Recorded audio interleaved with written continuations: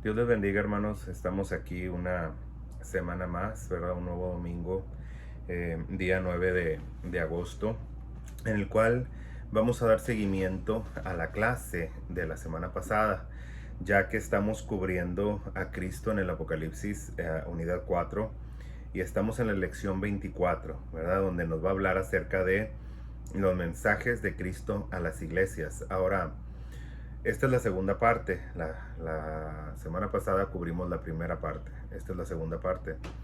Entonces, aquí vamos a cubrir acerca de las tres últimas iglesias a las que manda mensaje. La iglesia de Sardis, la iglesia de Filadelfia y la iglesia de la Odisea. La semana pasada explicamos acerca de cómo estas iglesias también pueden ser un mensaje simbólico a través de los tiempos y de los 7 periodos que ha de vivir la iglesia, sabiendo que si la interpretación correcta nos favorece en cuanto a la interpretación que se le ha dado de una forma moderna, ¿verdad? A estos mensajes, a las iglesias de Asia, entonces podríamos concluir que nos encontramos en el periodo de la iglesia Filadelfia, y estamos en un proceso de entrar a la iglesia de la Odisea. Entonces recordemos que siempre ambas iglesias o ambos periodos se van a encontrar, ¿verdad? Así como se encontró el antes y después de Cristo, como María, José y Jesucristo estaban haciendo historia, ¿verdad? Así como se encontró el antes de Abraham y después de que Abraham fuera llamado por Dios, ¿verdad? A dejar a su tierra y su parentela, el antes y después de Noé. Así estamos nosotros ahorita en un cambio dispensacional en el cual, si las profecías apuntan de una manera correcta, estamos por entrar a un cambio dispensacional. Recordemos que la profecía más exacta del futuro la dio Cristo cuando nos habla acerca de Israel y de volver a ser, a alzar su bandera entre las naciones, a volver a formar parte de las naciones después de su destrucción. También tenemos que considerar, ¿verdad?, el que ya cumplió sus 70 años en el año 2018 y que eso ya marca el fin de la primera generación, ¿sí? Porque recordemos que una generación bíblicamente se habla entre 70 a 80 los más robustos, hablando de una generación. Entonces, tal vez nosotros estemos en estos últimos años después del 2018 esperando cualquier cosa, ¿verdad? No sabemos exactamente porque esas son parte de las profecías que Dios ha puesto en su sola potestad y que a nosotros no nos conviene saber las sazones de los tiempos, ¿verdad? No se nos da a conocer. Lo único que sabemos, como Jesucristo dijo a sus apóstoles, es ir y predicar el Evangelio, ¿sí? Hay que vivir como si Cristo viviera todos los días, pero no significa que nos tenemos que estar fiando de cualquier persona que venga y de una profecía. Yo creo que la profecía más exacta nos la ha dado la Biblia, ¿verdad? Nos la sigue dando la palabra de Dios. Eh, yo creo que Dios sabía que el hombre iba a estar muy interesado en las cosas futurísticas. Entonces nos dejó un legado, nos dejó una Biblia, ¿verdad? Nos dejó una lista de profetas en el Antiguo Testamento, nos dejó profetas en el Nuevo Testamento, donde pudieron profetizar y ver con claridad lo que está y lo que fue, lo que es y lo que ha de ser, como dijo, como se le dijo, ¿verdad? Que como Jesucristo se lo dijo a Juan, escribe las cosas que son, las que fueron y las que han de ser. Entonces, nosotros no podemos añadir ni restar a lo que ya está. De hecho, el libro de Apocalipsis tiene un fuerte sello. Dice que el que añada o quite a esta profecía, también su nombre será quitado del libro de la vida. Entonces, tenemos que tener mucho cuidado cuando nosotros vamos a profetizar algo. Uno de nuestros compañeros, hermanos en la fe, que ha estado escribiendo en los videos que hemos estado publicando a través de YouTube, me hace una pregunta y me dice, ¿usted qué piensa de este tiempo en el que durante la Segunda Guerra Mundial muchos profetas se levantaron anunciando que sería el fin del mundo? Durante la Primera Guerra Mundial pasó igual. Durante cada que hay guerras o cada que hay un momento difícil, ¿verdad? se mencionó que podían ser los tiempos finales. Bueno, para nosotros poder anunciar un tiempo final o profetizar, debemos de entender dos conceptos. El primero, la profecía nunca es de interpretación personal. En otras palabras, yo no te puedo dar una profecía y pretender entenderla y profetizarla y decirte lo que yo creo que va a pasar. Eso es completamente erróneo. Cuando una persona recibe una profecía o una revelación de parte de Dios, lo primero que hace es ir y comunicarla a su líder espiritual, su pastor. Él junto con otras personas, ¿verdad? Líderes de su iglesia o tal vez algunos otros compañeros ministros de otras iglesias deben de interpretar eso, ¿sí? Y el Espíritu Santo va a traer la interpretación, porque eso también es otra cosa. De nada nos sirve tener una profecía si no hay una interpretación. Y Dios no solamente no nomás está listado en Primera de Corintios el don de profecía, también está el don de la interpretación. Quiere decir que no puede existir uno sin el otro. Es por eso que yo no entiendo cómo hay personas que profetizan y profetizan y profetizan puras tonterías. Porque la profecía, sabemos, según nos dice también la carta a los Corintios, es solamente para consolar, para exhortar y para edificar. No es para nada más. Si la profecía no me va a edificar, no me va a exhortar, ¿sí? Y no me va a consolar, no es profecía. Por eso es que tenemos que seguir el patrón bíblico. En el patrón bíblico, si usted ve, esas tres formas estaban plasmadas en todos los profetas. El profeta primero te decía, tú pecaste, la nación pecó, hizo esto, hizo lo otro. Nos está haciendo ver el pecado. Número 2, ¿verdad? Dice, y este es el juicio. Ahí viene la exhortación. Arrepiéntete del pecado porque viene el juicio, ¿sí?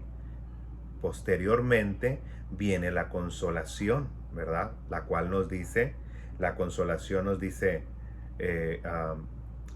como en los libros de los profetas, nos dice, pero el Señor, si nosotros nos convertimos, si nos volvemos de todo nuestro corazón, ciertamente el Señor nos perdonará. Entonces ahí vemos nosotros esa consolación.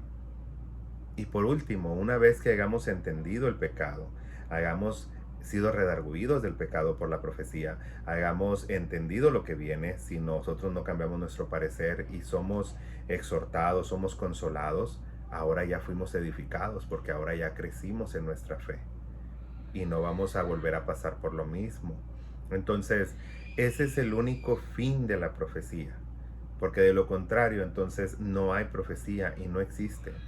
A Dios no le interesa decirte si tú vas a tener novio o novia, o si vas a tener un carro del año, o si vas a tener dinero. Todo eso lo hacen los profetas charlatanes porque quieren mantenerte entretenido para que tú les sigas dando dinero a ellos, ¿sí? La profecía siempre va a tener el fin de comunicar los planes de Dios, ¿sí? Y usted puede decir, bueno, porque mucho tiempo hubo silencio y no hubo profecía, porque a Dios no le interesaba comunicarnos nada. Sí, porque todavía había profecías que no se habían cumplido. Todavía las hay. Hay profecías de Isaías que aún no se cumplen. Hay profecías de Jeremías que aún no se cumplen. ¿Sí? Hay profecías de Zacarías que aún no se cumplen. Daniel. Hay profecías Apocalipsis. ¿Sí?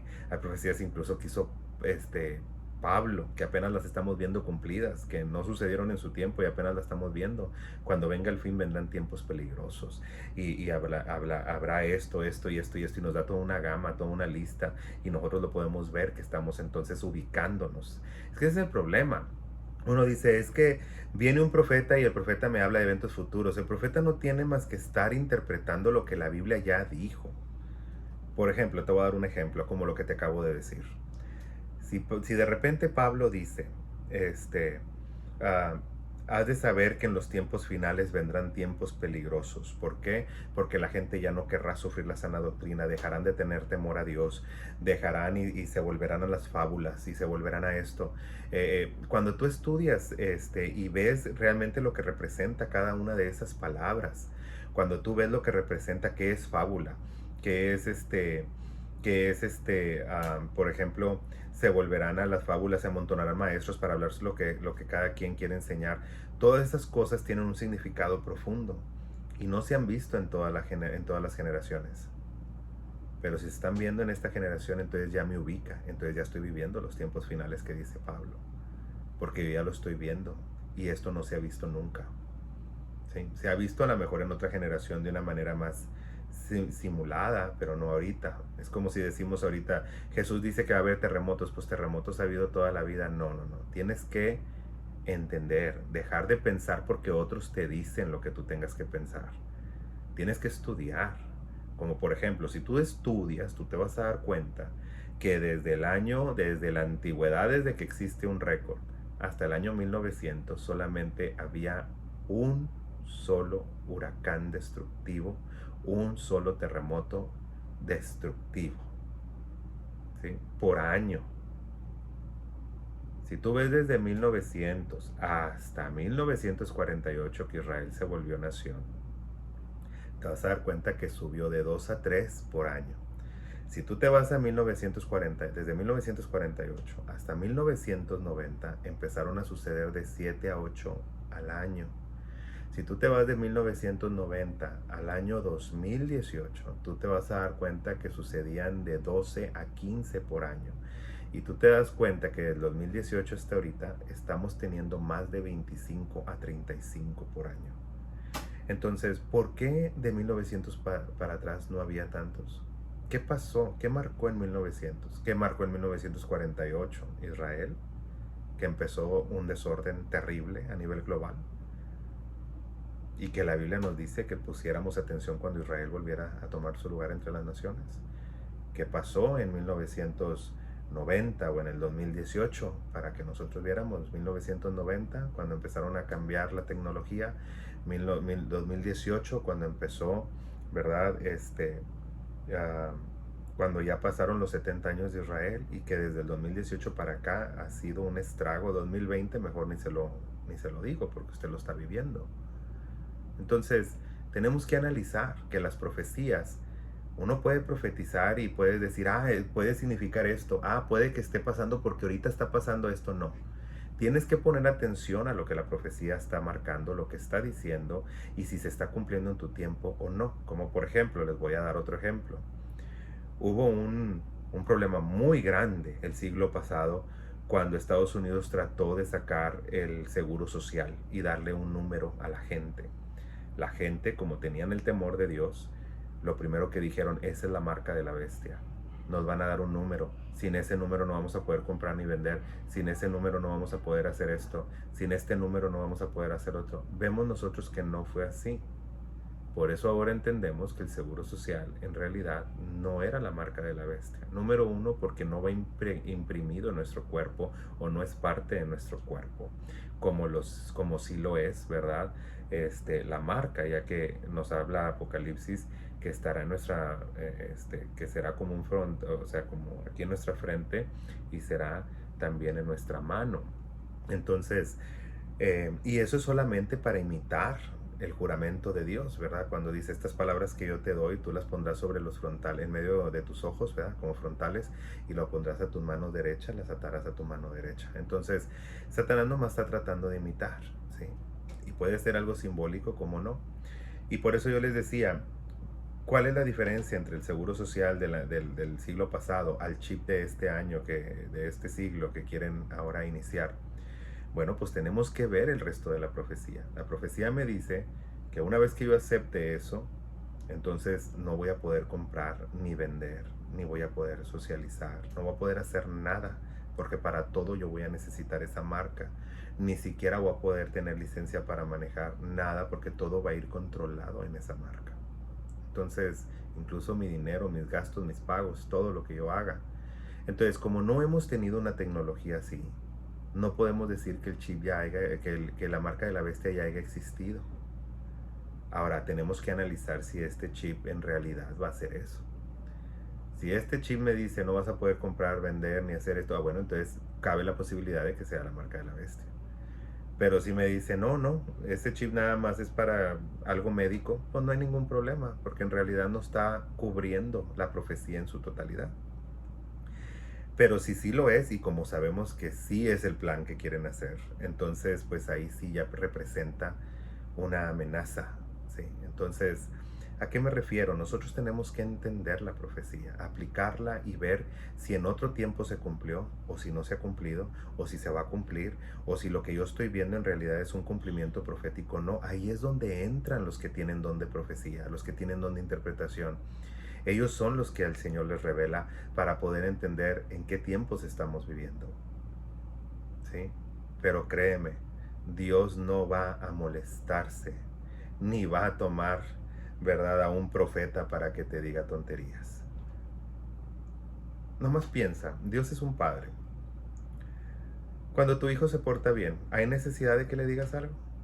Si tu hijo, si desde un principio cuando le dijiste a tu hijo, y pusiste las reglas en tu casa, ¿sabes qué, hijo? Vas a estudiar, cuando regreses de la escuela, tienes que terminar la tarea. Cuando termines de tu tarea, si vas a salir con tus amistades o algo, aquí hay un horario. Aquí nada más puedes llegar hasta cierta hora de la noche. Vamos a decir a las 10, 11 de la noche. Es tu hora de salida. Si vas a manejar, lo vas a hacer con precaución. No quiero ningún problema que andes en exceso de velocidad. Tú ya le pusiste todas las reglas que necesitabas darle a tus hijos para su seguridad y para tu tranquilidad. Pero ¿qué sucede? Sucede que mientras que tu hijo esté haciendo todo al pie de la letra, no hay nada que decir. ¿Qué quiere que le diga? Nada. Es un hijo obediente, todo lo hace, lo está haciendo bien. ¿Cuál es el problema?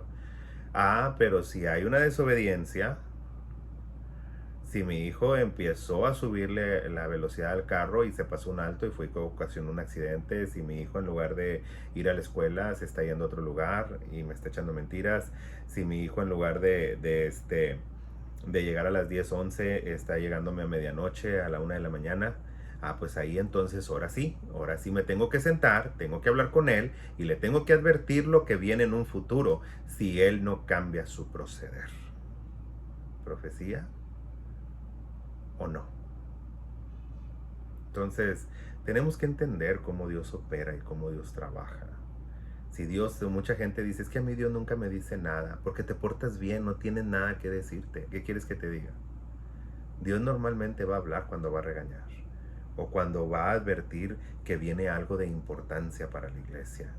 Y puede ser también cosas buenas, pero nomás cuando es algo que va a marcar una importancia, no sé, un avivamiento, un cambio grande que puede afectar a la iglesia o a una familia o a una sociedad, a un país. Pero de ahí en fuera, ahora, y cuando una vez que se da esa profecía está sujeta a que los ministros tienen que juzgarla, ¿sí? Tienen que encontrar esa interpretación y la aplicación correcta. No es tuya, tú no vas a decir, es que Dios me dijo esto y Dios me mostró esto.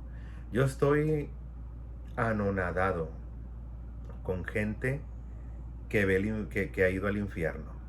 Yo no sé si nomás Dios tiene pacto con Centroamérica y con los demás no, porque yo no he oído más que una sola persona de habla inglesa que tuvo una experiencia en el infierno.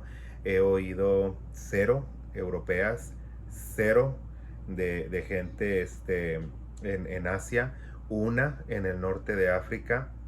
Pero usted pregúnteme de Centroamérica y yo le voy a decir que no hay suficientes videos en el YouTube para poder decir que la gente de Centroamérica toda ha ido al cielo y al infierno como 1,000,000 de veces. Entonces aquí nomás hay dos cosas. O Dios tiene un gran amor por Centroamérica y ahí tiene a todos sus profetas reservados, o la gente está mintiendo para llamar la atención y copiarse de otras personas que tienen esas vivencias. Si es así y tú me estás oyendo, no te ofendas, al contrario, arrepiéntete, porque Dios no tiene por inocente al que toma su nombre en vano, seas cristiano o no. Si tú dices, así habló Jehová y Jehová no ha hablado, dice la Biblia, ay de ti, si has dicho, así ha dicho Jehová y Jehová no ha hablado.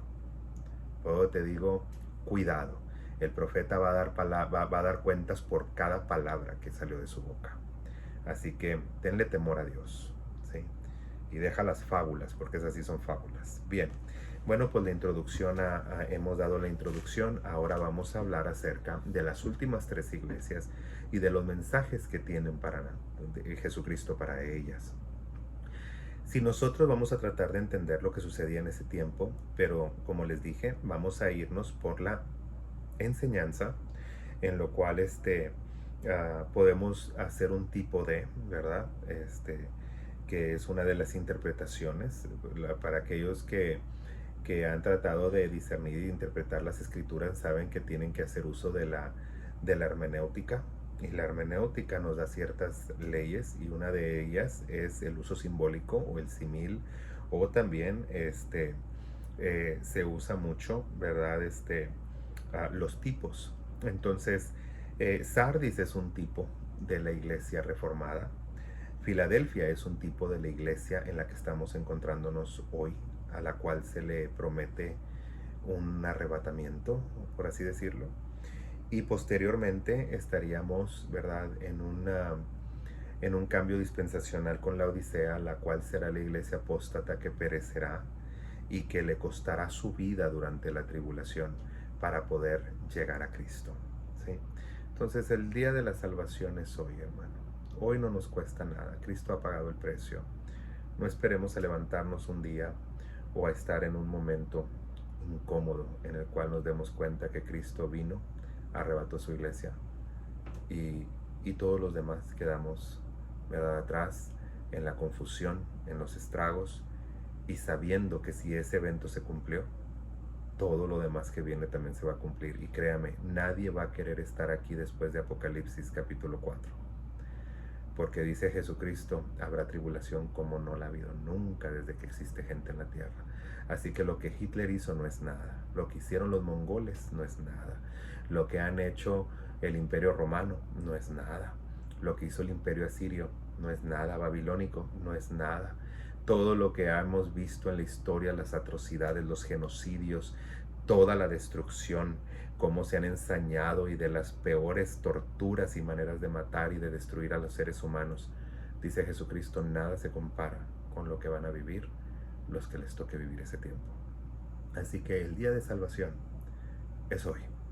Fíjese lo que dice aquí. Vamos a leer la Biblia, por favor. Esta segunda clase se titula, ¿verdad?, los mensajes de Cristo a las iglesias, parte 2, en lo cual Jesucristo exhorta y alienta a las iglesias. Y dice así Apocalipsis 3:1, escribe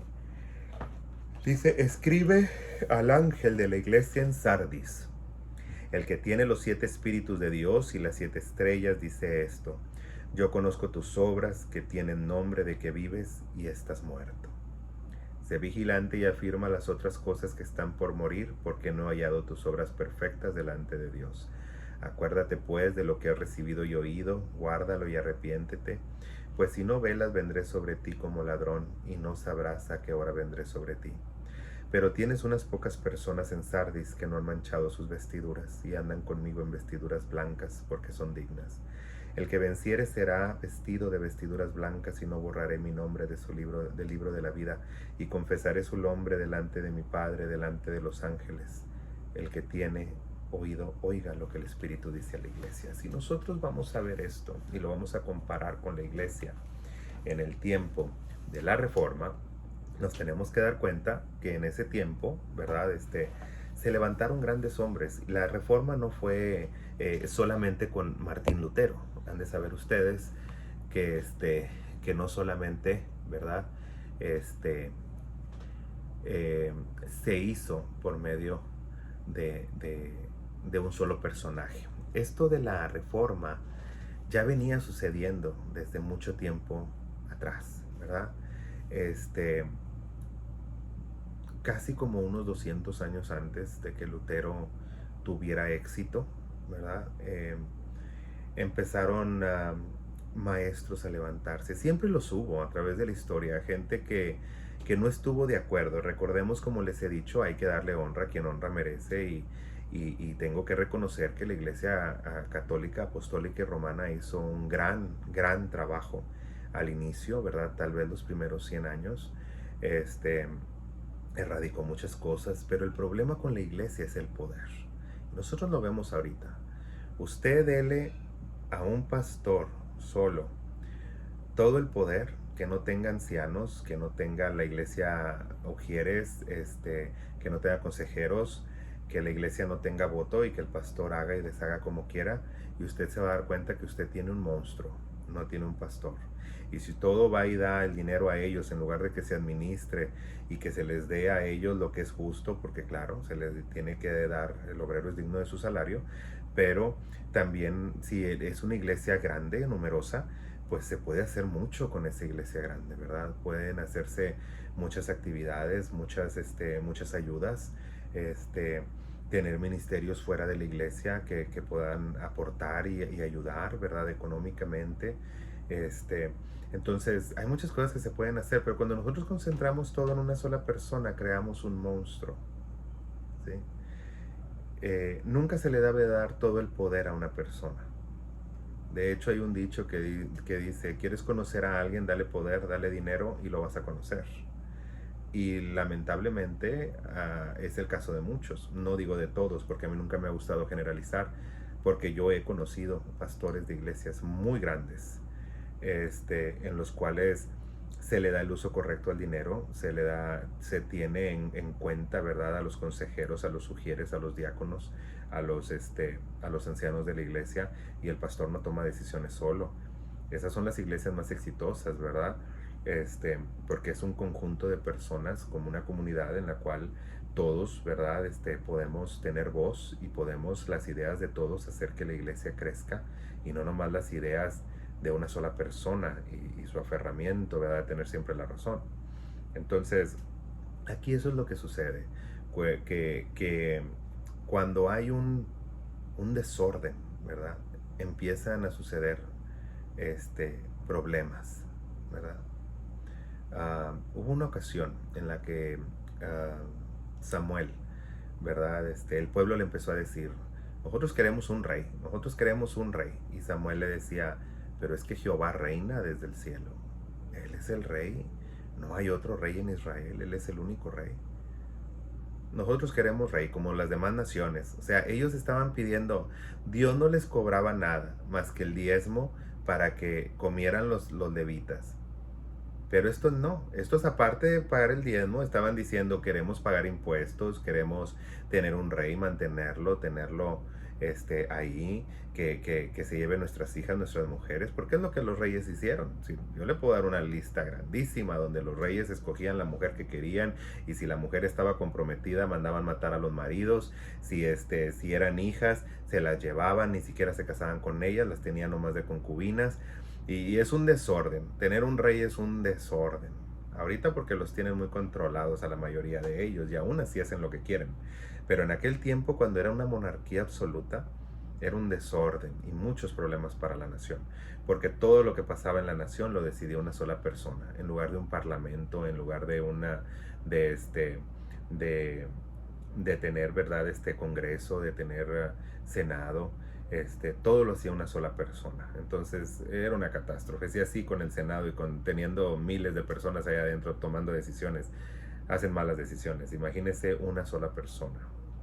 Entonces, ¿qué sucedía aquí? Aquí lo que sucedía fue que fue a llorar Samuel delante de la presencia de Dios y le dijo, y ya los oíste, dijo, pero ¿para qué lloras, Samuel?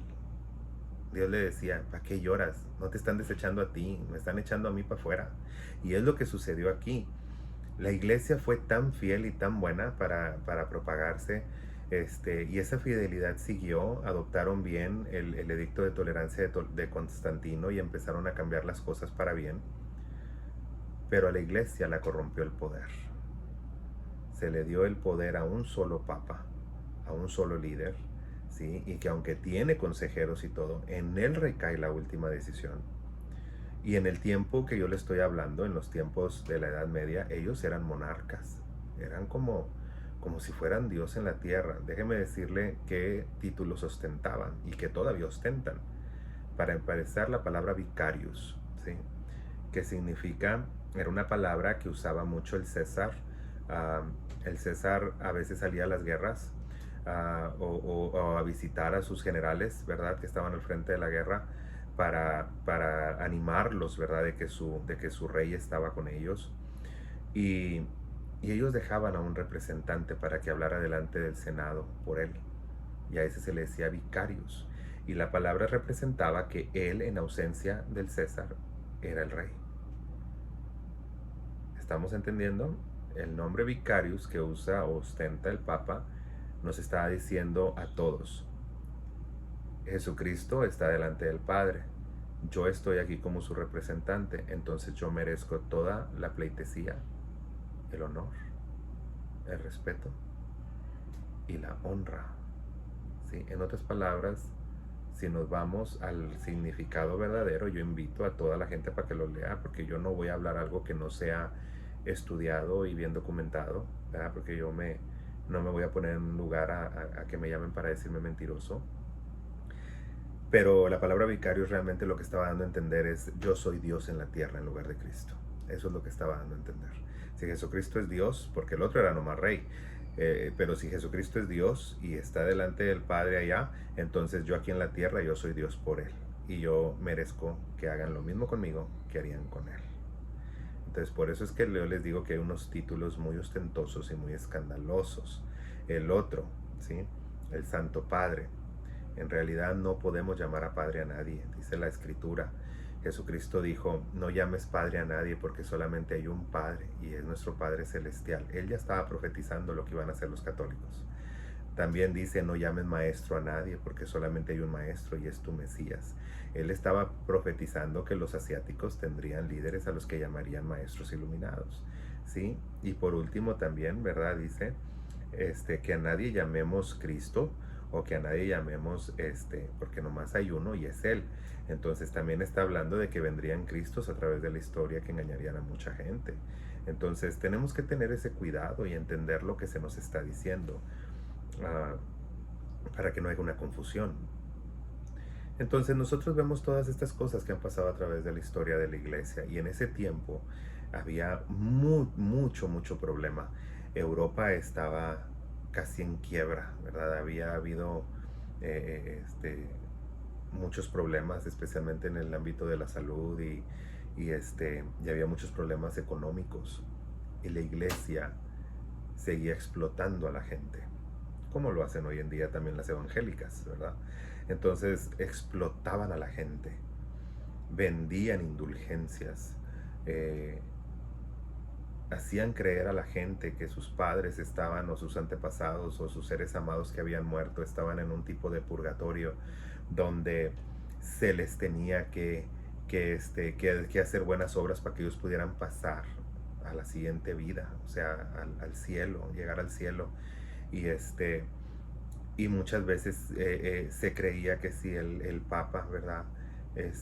Firmaba una bula, o perdonaba los pecados de los almas que estaban en el purgatorio, entonces ellas podían salir libres. Y jugaban con la fe de la gente, así como ahora juegan también las iglesias, ¿verdad? Protestantes con la fe de la gente, haciéndoles creer que existen aceites que curan, y te venden milagros, y es un asco todo lo que hacen, porque no son bíblicos. Nada de eso es bíblico. Dice la Escritura: si alguno está enfermo entre nosotros, háblele a los ancianos de la iglesia, únjanle con el aceite. Y no dice: y el aceite lo salvará ni lo levantará. Dice: y la oración de fe salvará al enfermo, y el Señor lo levantará. Y si hubiese cometido pecados, le serán perdonados. El aceite solamente ha sido un símbolo de la presencia del Espíritu Santo en nuestra vida, pero solamente se usa para ungir, para usos decorosos, como lo vemos en el Antiguo Testamento. Hay gente, hermano, que vende el aceite de la santa unción. ¿Usted sabe lo que es eso? ¿Usted sabe el peligro que está haciendo usted al echárselo? Gracias a Dios, Dios es fiel, y el aceite de la santa unción no se ha podido componer, porque hay ciertas cosas que tiene el aceite de la santa unción que ya no se pueden conseguir, que quedaron en el pasado, que apenas ahora Israel está dando noticia de que hay algunas cosas que ya empiezan a surgir sobre su tierra, y que ya se están preparando para un nuevo templo, porque hay cosas que ya empezaron a regresar, cosas que solamente la naturaleza nos puede dar, o Dios mismo a través de la naturaleza. Entonces, Yo le invito a que lea Deuteronomio, aquellos que han comprado aceite de la Santa Unción, y se den cuenta para qué es. Porque en la Biblia que yo tengo, dice que solamente es para ungir los instrumentos dentro de la iglesia y todo lo que vaya a estar dentro de la iglesia, o en este caso del templo, y solamente al anciano mayor, en otras palabras, solamente al ángel que está sobre la iglesia, en otras palabras, al pastor, y a sus levitas, en otras palabras, a los que van a fungir como ministros dentro de la iglesia, son a los que se les podía poner ese aceite. Dice, no compondrás otro semejante a él. No lo pondrás sobre nadie que no sea ministro, o sea, nadie que no esté en el templo. Porque si tú lo haces, dice la Escritura, tendrás que echar fuera a esa persona y será cortada de entre su pueblo. Tú no puedes hacer eso. No lo puedes estar echando a cualquier persona. Esos son para usos exclusivos del templo, y ahora el aceite de oliva para la iglesia. Y tiene el mismo funcionamiento, no hay otro. Es para ungirlo sobre los enfermos, tipificando el Espíritu Santo y todas esas cosas. Y les digo por esto, porque luego hacen mercadería de ustedes, así como hicieron mercadería la Iglesia Católica en la Edad Media de los europeos. Entonces, la iglesia nunca hay nada nuevo. Por eso dice el Eclesiastés, no hay nada nuevo debajo del sol. ¿Qué es lo que ya fue? Lo mismo que va a ser. La iglesia se reformó para arreglar la problemática que estaban teniendo ahí, y resulta que nomás duró un lapso de tiempo y luego volvimos a caer en lo mismo. ¿Sí? Es más, se tardaron más los católicos en caer en eso que nosotros ahora los evangélicos. Porque de perdido ellos se tardaron más de 1000 años para caer en esas tonterías. Nosotros no llevamos ni 500 años. Entonces, yo les quiero preguntar, ¿qué es lo que vamos a ver aquí en esta iglesia? Bueno, la iglesia de Sardis nos dice algunos puntos que tenemos nosotros que considerar. Nos dice, fíjese lo que le habla. Según lo que le habla es el pecado que están haciendo. Escribe al ángel de la iglesia, el que tiene los 7 espíritus de Dios y las 7 estrellas, dice esto. Él estaba hablando, el que tiene la autoridad, porque tú no la tienes. ¿Sí? Tú tienes autoridad que se te ha dado. A la iglesia se le ha dado autoridad de parte de Cristo. Pero quien realmente tiene esa autoridad es Cristo, y nosotros la tenemos por medio de Cristo.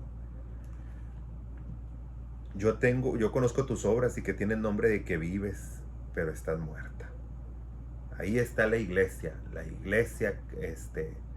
católica, la única, porque no había otra en ese tiempo. La iglesia de Dios, columna y baluarte de la verdad, los representantes de Cristo en la tierra.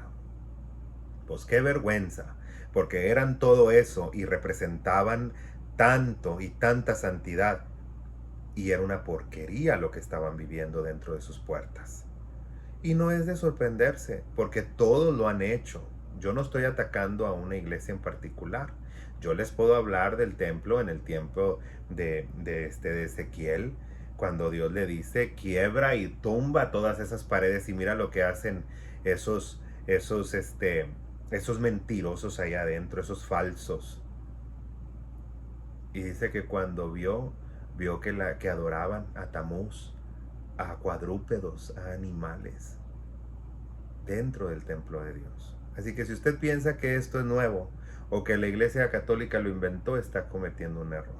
Este problema ya lo hacían desde antaño, desde el tiempo de Moisés, cuando recién se estableció un tabernáculo, porque entraron, ¿verdad?, los sacerdotes y ofrecieron fuego extraño y Dios los mató. Más adelante, en el tiempo que les estoy diciendo, también el templo hacían cosas aberrantes y Dios los mató. La iglesia católica, ¿verdad?, Dios la reformó. Y usted dice, ¿por qué no la mató? Porque tienen a Cristo. Porque Jesucristo dijo una palabra, mi iglesia, ¿sí?, la que represente mi nombre o la que lleve mi nombre, sea cristiana, no importa qué denominación sea, no va a morir. ¿Sí? Él mismo lo dijo, las puertas del Hades no tendrán fuerza sobre ella y va a resistir hasta el final. Así que si usted dice, Entonces no es porque sea buena. No, nadie ha dicho que es garantía de que porque te portas bien te va a ir bien, o porque te portas mal te va a ir bien o mal. No. Todo lo que nosotros hacemos conlleva una consecuencia, sea bueno o sea malo, pero muchas veces no lo vamos a ver en corto tiempo, puede ser mucho tiempo. Les recuerdo el Salmo este, 51, que nos dice, estas cosas hiciste y yo he callado. ¿Qué quiere decir yo he callado?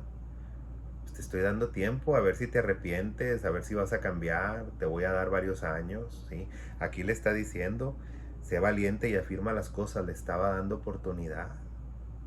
Te doy la oportunidad. ¿Qué necesitas? 100, 200 años, te los doy. 1000 años, te los doy.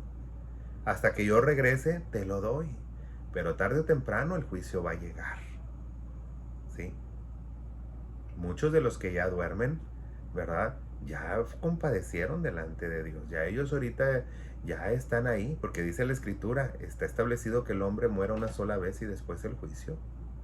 Entonces ellos ya están, ya dieron la cara delante de Dios. Pero si usted y yo realmente estamos viviendo la última generación y no hemos muerto, nosotros vamos a irnos con Cristo y allá también vamos a dar la cara.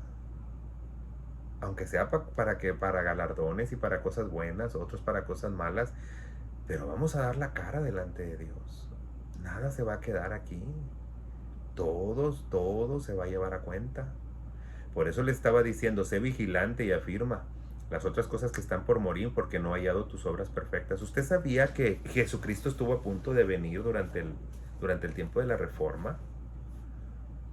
Porque usted sabe que Jesucristo, ¿verdad? Él puede cambiar. Dice que Él tiene la profecía, Él la tiene en sus manos. Nadie más. El único que tiene la profecía más exacta es Cristo. Entonces, si Él estaba diciendo algo y dice, si no lo haces, yo voy a venir como ladrón. Entonces, como quiera, se iba a cumplir la palabra, porque dice la Escritura que vendrá como ladrón. Entonces, como quiera, Él lo iba a hacer. ¿Sí? Y Israel se hubiera vuelto nación en aquellos años y no ahorita. Dios le hubiera regresado su nación a Israel en aquellos años. Entonces, las profecías se pueden cumplir en cualquier momento, hermano. Es el tiempo que Dios asigna. ¿Sí? Que Dios asigna. Y nadie muere y nadie nace, al menos que Dios lo asigne también. Él es quien decide. Usted puede estar ahí, usted puede tratar de suicidarse, morirse. No va a pasar nada si Dios no quiere que pase. Y hay otros que ni buscan la muerte y la muerte los alcanza. ¿Por qué? Porque Dios ya les dio ese tiempo. Entonces, ¿por qué nosotros somos tan obstinados y tan tercos en tratar de entender cosas que son tan simples y que están aquí escritas? Pero ¿sabes lo que pasa? La gente no lo comprende porque no lee. No quieren estudiar, no quieren leer, no quieren tomarse el tiempo de estudiar la palabra de Dios. Jesucristo dijo, escudriña las Escrituras porque en ellos parece que está la vida eterna. Si este libro no lo vas a leer, pues qué lástima, porque es el único libro donde dice la Escritura que te van a juzgar por todo lo que salga ahí. Todo lo que viene escrito en ellos, te van a juzgar por ello. Así que si esto es lo que va a determinar si yo vivo o muero eternamente, oye, se convierte en el libro más importante de toda la historia, en el libro que yo tengo que leer a fuerza, porque en ello me va la vida eterna.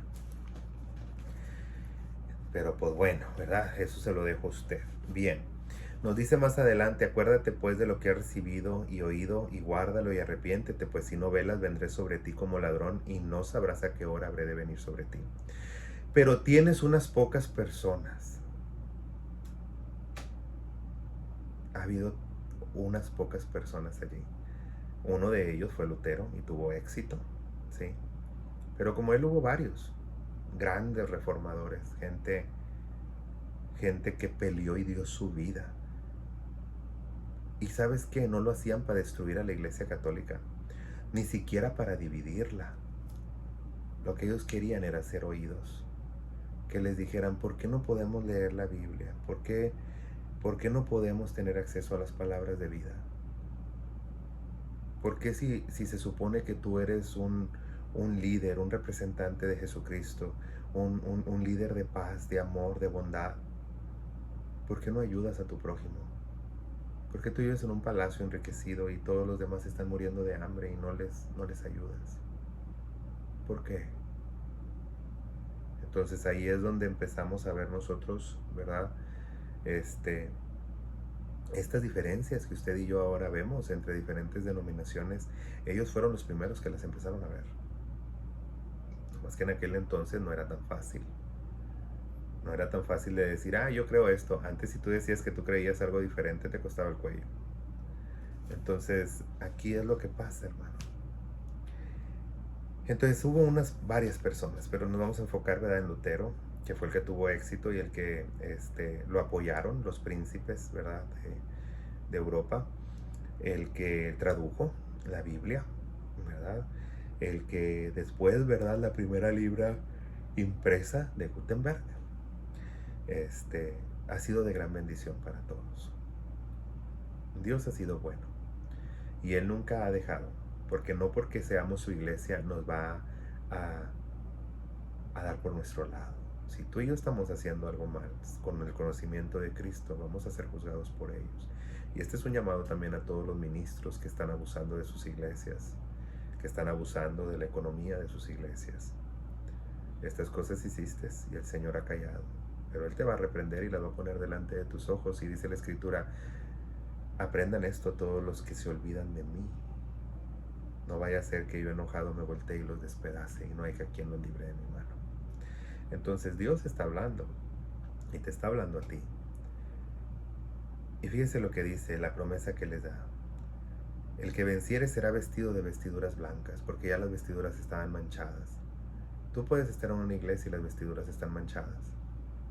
Busca las vestiduras blancas, porque tus vestiduras blancas no dependen ni de tu pastor, ni de tu iglesia, ni de tu denominación, ni de tu religión. Depende de que tú ames a Cristo, lo hayas aceptado como tu Salvador, obedezcas su palabra y la lleves por obra y se la enseñes a tus hijos, a tu esposa, a tu marido y a todos los que te rodean. Eso te hace un buen cristiano, no importa dónde estés. Aléjate de toda idolatría, aléjate de toda mentira. Lee la Biblia, ella es la que te va a decir que está bien y que está mal. No la gente, no lo que piense uno, porque si nos vamos a lo que piense, pues entonces por eso está lleno de denominaciones. Lee tu Biblia, aprende. Dios te dio inteligencia, te dio sabiduría, para que tú puedas hacer uso de ella, ¿verdad? Y dice, y confesaré su nombre delante de mi Padre y delante de sus ángeles. Qué bonito es cuando tú llevas unas vestiduras blancas y el Señor Jesucristo no se avergüenza de ti y de decirle al Padre, Él es un verdadero creyente, Él es una persona que realmente supo aprovechar mi sacrificio. Amén. Bien, entonces vamos ahora a la iglesia de Filadelfia. Escribe el ángel de la iglesia en Filadelfia, esto dice el santo y el verdadero, el que tiene la llave de David, el que abre y ninguno cierra, cierra y ninguno abre. Ahí ya está hablando de abrir puertas, ¿verdad? Está hablando de abrir una puerta. Está hablando de salida, ¿sí? Entonces aquí es donde nosotros vamos a tener que entender, ¿verdad?, lo que Dios está hablando, lo que Dios nos está comunicando. Y ahí es donde vamos a tener que juzgar, ¿verdad?, si lo que han estudiado los eruditos y han llegado a la misma conclusión, ¿verdad? Entonces podríamos entender si esta es realmente la iglesia que verá al Señor regresar, ¿sí?, en el arrebatamiento. Vamos a ver qué nos dice. Fíjense lo que dice. Escribe el ángel a la iglesia en Filadelfia. Esto dice el santo y el verdadero, el que tiene la llave de David, ¿verdad? El que abre y ninguno cierra, y cierra y ninguno abre. Yo conozco tus obras, y he aquí puesto delante de ti una puerta abierta, la cual nadie puede cerrar. Porque aunque tienes poca fuerza, me imagino que porque ya hemos durado 2000 años, ¿verdad? Después de Jesucristo, 2020 años ya. Dice, el cual nadie puede cerrar, porque aunque tienes poca fuerza, has guardado mi palabra y no has negado mi nombre. He aquí yo entrego en la sinagoga de Satanás a los que se dicen ser discípulos, perdón, ser judíos y no lo son, sino que mienten. Y he aquí que yo haré que vengan y se postren a tus pies y reconozcan que yo te he amado. Por cuanto has guardado la palabra de mi paciencia, yo también te guardaré de la hora de la prueba que ha de venir sobre el mundo entero para probar a los moradores de la tierra. He aquí yo vengo pronto, retén lo que tienes, para que ninguno tome tu corona. El que venciere, yo haré columna en el templo de mi Dios, y nunca saldrá de ahí. Y escribiré sobre él el nombre de mi Dios y el nombre de mi ciudad, la ciudad de mi Dios, la nueva Jerusalén, la cual desciende del cielo, de mi Dios, y mi nombre nuevo. Qué bendición tan grande si a nosotros nos tocara o estamos viviendo realmente en esta época, ¿sí? De la iglesia. Si realmente estamos viviendo en esta etapa, ¿verdad? De la iglesia. No lo sabemos con exactitud. Recuerde que todo lo que nosotros hacemos es tratar de interpretar lo más exacto la escritura.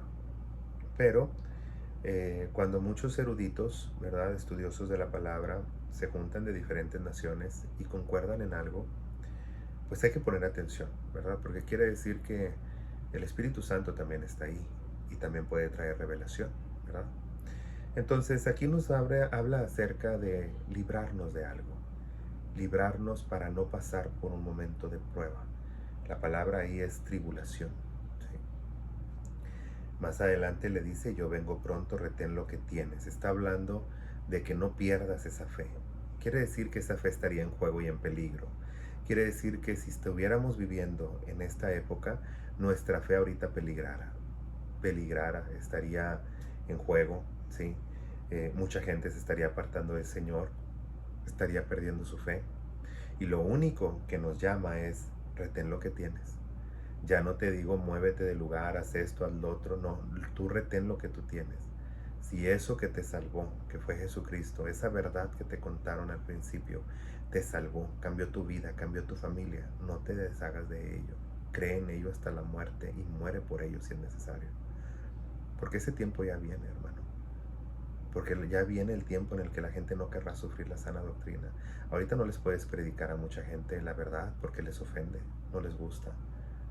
Empiezan a criticar, empiezan a decir y a degradar a la gente. Empiezan a decir, ese se cree muy santo y es un pecador igual que todos nosotros, sí. Pero tenemos que tener en cuenta también de que la verdad no cambia. El cielo y la tierra pasará, la palabra del Señor no pasa. En el tiempo de Malaquías el Señor dijo, porque yo Jehová no cambio, por eso no he sido consumidos. Él no cambia, nosotros cambiamos. Nosotros le damos otro sentido. Y aparece cualquier persona y dice, es que yo creo así, y de ahí creen muchos y se van con él. Y así nacieron todas las denominaciones que tenemos ahora en el cristianismo. Por una persona que dijo que pensaba distinto. ¿Sí? Y de ahí pues todo el grupito que piensa como él, allá se va. Usted me puede decir, ¿usted qué se considera? Yo no me considero ya ni religioso. Yo no me considero estar en ninguna religión. No me considero protestante, ni católico, ni cristiano, nada. Yo nomás soy un hijo de Dios, como dijo Juan. ¿Sí? Mas a todos los que le recibieron, a los que creyeron en él, les dio potestad de ser llamados hijo de Dios. Eso es lo que yo soy, nada más. Eso es lo que yo creo. Sí, tengo una inclinación muy fuerte por la verdad que predica la iglesia evangélica, pero no estoy de acuerdo con sus excesos, no estoy de acuerdo con sus abusos. Pero eso es algo que no me toca a mí juzgar, Dios lo juzgará. Y yo no quisiera estar en los zapatos de nadie, que en Dios vaya a juzgar por eso. Y por último vamos a irnos a la iglesia de la Odisea. Y aquí tal parece que nosotros estamos en un intermedio entre esta iglesia de Filadelfia y la Odisea. Escribe al ángel de la iglesia en la Odisea, he aquí el amén, el testigo fiel y verdadero. Jesucristo está diciendo, yo soy el que no cambia, el amén, el testigo fiel, el que siempre mantiene su palabra, el verdadero, en otras palabras, el que no engaña, el principio de toda la creación, en otras palabras, el original. Dice esto, yo conozco tus obras, que ni eres frío ni caliente, ojalá fueres frío y caliente, o caliente, pero por cuanto eres tibio y no frío ni caliente, te vomitaré de mi boca. Y eso ya lo estamos viendo. Hay mucha gente que ni se dice no ser cristiana, pero tampoco quiere ser cristiano. Quieren estar en el mundo, pero también quieren estar con Cristo. Hazte un favor. O quédate en el mundo o quédate con Cristo. Pero deja esa payasada ya. Porque eso nomás te estás engañando tú mismo. Ni engañas a nadie porque la gente te está criticando, porque se dan cuenta de tu manera de vivir. No estás engañando, sí, ni a la sociedad, ni estás engañando a la iglesia. Nomás te estás engañando tú solo. Tú eres el único que crees a tu mentira. Porque Dios ciertamente no. A Él no lo podemos engañar. Y aquí dice, no seas caliente y no seas frío. O eres uno o eres el otro. O eres cristiano o no lo eres. O obedeces la palabra o no lo obedeces. O amas a Dios o no lo amas. O le temes o no le temes. Y fíjese lo que dice más adelante aquí. Porque tú dices, yo soy rico y me he enriquecido. ¿Le suena? Gente que últimamente los cristianos nomás les preocupa el dinero, porque así los están endoctrinando para dar más dinero a los líderes. Me he enriquecido y no tengo necesidad. Y no sabes que en realidad Dios no está viendo tu riqueza exterior. Dios lo que quiere ver es tu riqueza espiritual, no tu riqueza económica. Y dice, pero en realidad, ¿cómo estás espiritualmente? En realidad es un desaventurado, miserable, pobre, ciego y desnudo. Un desaventurado. En otras palabras, no tienes rumbo, no sabes ni a dónde vas. Puedes tener dinero, puedes ir a una iglesia y persinarte, o a una iglesia y fingir que ahí eres un gran cristiano y que alabas y danzas y brincas y ayudas a la comunidad. Eres un miserable, ¿sí? Una persona que realmente aparenta tener todo, pero en realidad no tiene nada, porque está vacío por dentro. Una persona vacía, que ya ni siquiera su familia se sienta con ellos a comer. Un pobre, en realidad, porque la palabra pobre nosotros la hemos confundido. La palabra pobreza, ¿sí?, no significa, no tiene que ver con el dinero. Ojo, les digo que necesitan estudiar la Biblia. La palabra pobreza que aparece en la Biblia en realidad está hablando de las personas que carecen la buena dádiva de Dios y las bendiciones de Dios. Si tú tienes muchas bendiciones de Dios, tú eres rico. Si tú no tienes bendiciones de Dios, eres pobre. Porque recuerde una cosa, la bendición de Jehová es la que enriquece y no añade tristeza con ella. Las otras bendiciones no te van a enriquecer. Te pueden enriquecer en dinero, pero no espiritualmente. Y te va a traer tristeza. La de Dios no añade tristeza. Y dice aquí, ciego porque no puedes ver en la situación en la que estás, y desnudo porque delante de los ojos y de la gente todo el mundo se da cuenta de lo que haces, nada más tú no te das cuenta. Por tanto yo te aconsejo que de mí compres oro refinado en fuego. Aquí ya no está diciendo te lo voy a dar, ahora te va a costar, ahora lo vas a pagar, para que seas rico, para que compres ahora bendiciones. Ahora sí las vas a comprar, sí, pero no con dinero. Para que compres vestiduras blancas, ahora sí las vas a comprar. Para vestirte y que no se descubra la vergüenza de tu desnudez, y unge tus ojos con colirio para que veas. Vas a tener ahora que comprar de Cristo. Ya mucho les va a costar su vida. Y fíjese lo que dice, yo reprendo y castigo a todos los que amo. Dios sigue amando a esta iglesia, a todas las personas, a todos esos que andan de mercaderes del evangelio, a todos los que le siguen el cuento y andan también detrás de ellos. Todo eso, hermano, todos los que hacen todas las cosas aberrantes, Dios los sigue amando. Nada más que aquí sí dice, los voy a reprender, los voy a castigar. Sé pues celoso y arrepiéntete. ¿Celoso de qué? De la palabra. Busca la palabra y obedece. He aquí yo estoy a la puerta y llamo. Si alguno oye mi voz y abre la puerta, entraré con él y cenaré con él, y él conmigo. Aquí viene la boda del Cordero, las bodas del Cordero. Está dándole la última oportunidad. Está finalizando Filadelfia, está empezando la Odisea, y Dios todavía ama la Odisea también. pero tiene una promesa que cumplir a Filadelfia. El que venciere le daré que se siente conmigo en mi trono, así como yo he vencido y me he sentado con mi Padre en el trono. El que tiene oído oiga lo que el Espíritu le está hablando en este momento a la iglesia.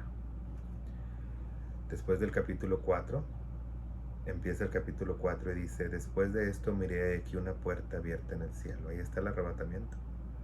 Y la primera voz que oí como de trompeta hablando conmigo. ¿Le recuerda a Pablo? Tesalonicenses. Sube acá y te mostraré las cosas que sucederán después del tiempo de la iglesia. Después de estas que ya te mostré. Del tiempo de la iglesia. Ahora sigue esto. Es por eso que tenemos que entender que la iglesia no va a pasar por la gran tribulación. Muchos ahí andan diciendo muchas cosas, pero pues necesitan ser bíblicos.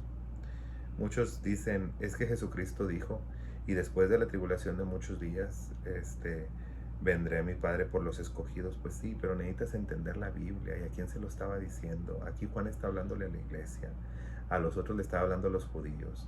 A nosotros nos llaman santos en la Biblia, a los judíos les llaman escogidos o pueblo o hijos. A nosotros nos llaman también hijos, pero adoptivos, y nos hablan también, ¿verdad?, como santos. Mejor les voy a dar un tip a los que realmente dicen, pasaremos por la gran tribulación. Les voy a dar un tip, porque todo lo que más me puedan refutar no tiene peso, porque le está hablando a los judíos, no a nosotros. Por el vocabulario que emplea Cristo, por eso lo sabemos. Pero sí hay una parte en el Apocalipsis durante la tribulación que dice: e hizo guerra contra los santos y se le dio poder para vencerlos. Y esa es una pregunta muy capciosa. ¿Está hablando de los santos antes del capítulo 4? ¿O está hablando de los santos que se convirtieron durante la gran tribulación? Eso se lo dejo a su criterio. Pero quiero decirle que después del capítulo 4, verso 1, no se vuelve a mencionar la iglesia en el resto del libro. Y el tema que empieza en el capítulo 4, hasta el capítulo, del tema del capítulo 1 al capítulo 4, verso 1, nos habla que está hablándole a un grupo que después ya no está. O que estaba preparando un grupo para que después ya no estuviera. Lea su Biblia, estúdiela, escudriñela como a tesoro, porque esto, en eso le va a llevar su vida eterna. Dios le bendiga, hermano. La próxima semana vamos a estar cubriendo una clase más y la clase, déjeme decirle, permítame tantito. La clase se llama o se titula El Cordero que es digno. Aquí vamos a hablar acerca de qué hizo a Jesucristo digno. Y yo le invito a que venga, porque le voy a dar muchos tips que a lo mejor usted no sabe o no sabía. Y si lo sabe, pues gloria a Dios, porque quiere decir que usted está estudiando su palabra. Dios lo bendiga, hermano. Le amo en el Señor. Dios le bendiga.